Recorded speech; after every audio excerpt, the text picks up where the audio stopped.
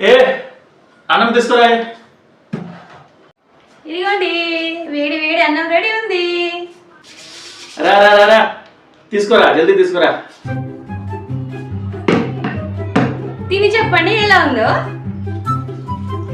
ఏ కూర ఉంది? బటాటా కూర. మీకు ఇష్టం కదా అందుకే చేసిన. అమ్మో, బటాటా కూర.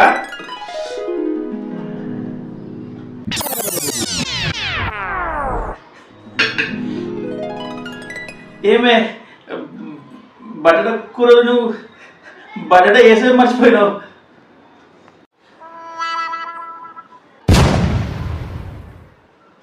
అయ్యో కట్ చేసి పెట్టినా వేసేది మర్చిపోయినా.